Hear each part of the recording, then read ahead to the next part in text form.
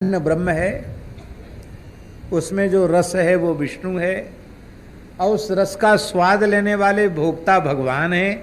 भोक्ता देवो जनार्दन।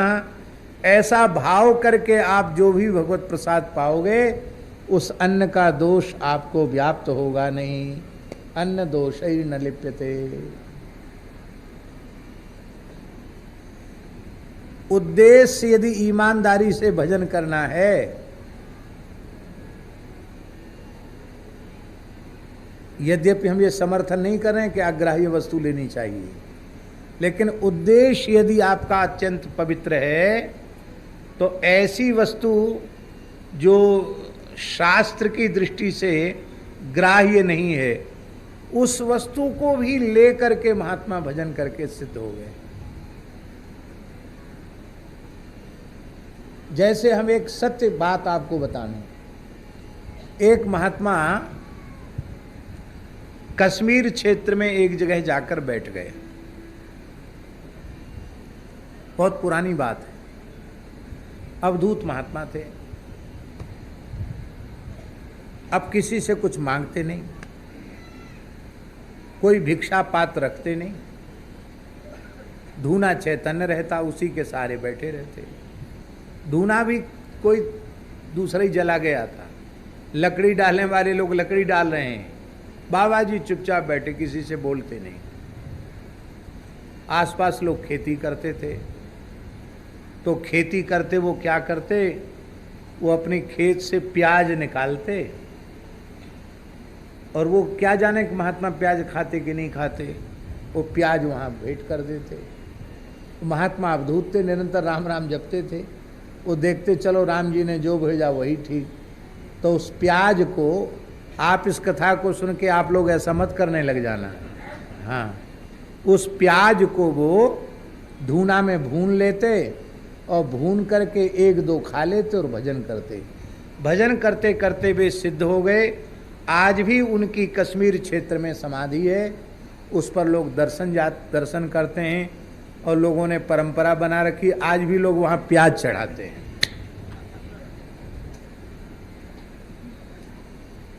यद्यपि प्याज चढ़ाना कोई बुद्धिमानी नहीं है, पर हम कहना ये चाहते हैं कि प्याज लहसुन ये वस्तुतः साधकों के लिए अग्राह्य हैं, क्योंकि जिन पदार्थों के भक्षण से रजोगुण तमोगुण की वृद्धि हो उन पदार्थों को साधकों को नहीं खाना चाहिए।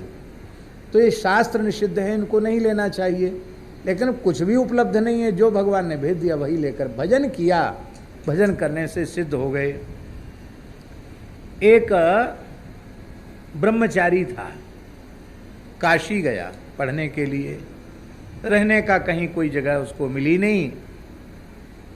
बुद्धिमान बहुत था, विद्यालय में पढ़ लेता था, गंगा किनारे कहीं भी सो जाता, चना चबेना सतुआ कुछ मिल जाता उससे गुजारा कर लेता, पर भूख बहुत लगती थी।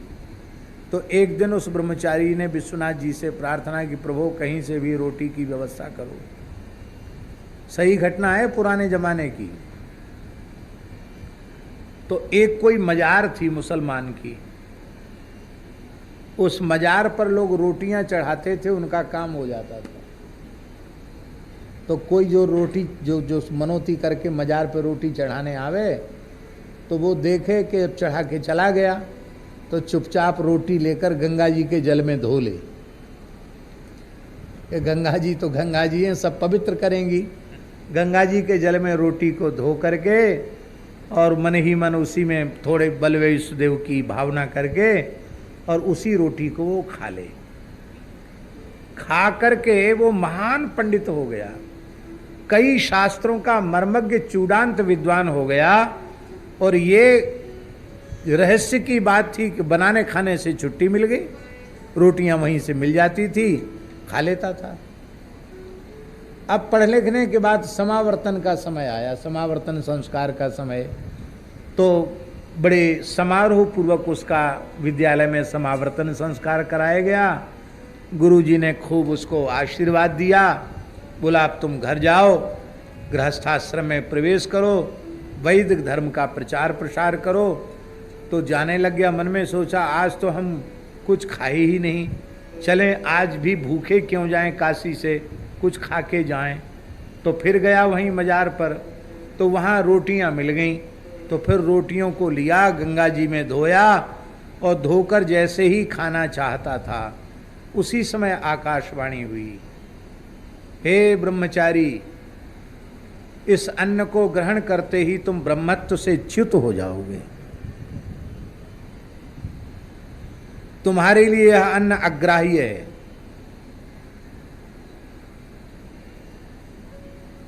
तो उसने आकाशवाणी से पूछा कि 14-15 वर्ष यही रोटी खाते खाते बीत गया हमारा, तब हमारा ब्रह्मत्व नष्ट नहीं हुआ, और आज रोटी खा लेंगे तो ब्रह्मत्व कैसे नष्ट हो जाएगा। तो आकाशवाणी ने कहा, उस समय तुम्हारा जो दोष था ना, अन्न का दोष, वो वेद वेदांग के स्वाध्याय रूपी अग्नि में जलकर भस्म हो गया, इसलिए उसका दोष तुमको नहीं लगा। किंतु अब तुम्हारी शिक्षा पूर्ण हो चुकी है, अब तुम समावर्तन संस्कार पूर्वक घर जा रहे हो, अब शास्त्र मर्यादा का अतिक्रमण करोगे तो उसका दोष तुमको लगेगा। तो महाराज जी कहते थे वह फिर भूखा ही अपने घर को वहां से गया। भजन की बात बहुत ऊंची है, और हम लोगों को जिनको अभी शरीर संसार का अध्यास है, उन लोगों के लिए शास्त्रीय मर्यादा है, किसका अन्न खावें किसका अन्न न खावें। परम श्रद्धेय पूज्य स्वामी श्री राम सुखदास जी महाराज भी अपनी भिक्षा में नियमावली रखते थे, किसकी भिक्षा लेनी है। जिसके घर में भ्रूण हत्या हुई हो, गर्भपात हुआ हो, उसका अन्न स्वामी जी भिक्षा में नहीं लेते थे।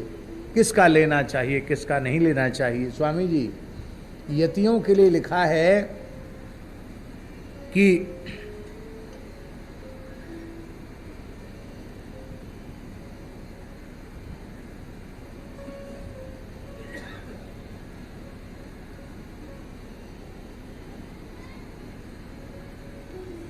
श्री वृंदावन विहारी लाल की जय।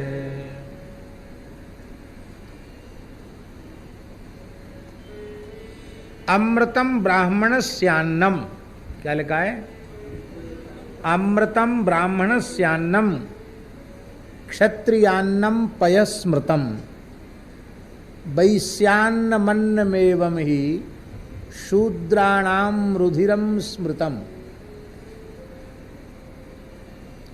अब इसके व्याख्यान की जरूरत नहीं है धर्मशास्त्र की बात, पुराणों की बात है, हमारा गढ़ा हुआ श्लोक नहीं है, भगवान व्यास की वाणी है। पर इसकी भी व्याख्या करनी चाहिए विचार पूर्वक। अमृतम ब्राह्मणस्यान्नम जो कहा गया वो किसके लिए कहा गया? ब्राह्मण वृत्ति से जो ब्राह्मण निर्वाह करता है, ब्राह्मणोचित धर्म का पालन करता है, उस ब्राह्मण का अन्न अमृत है।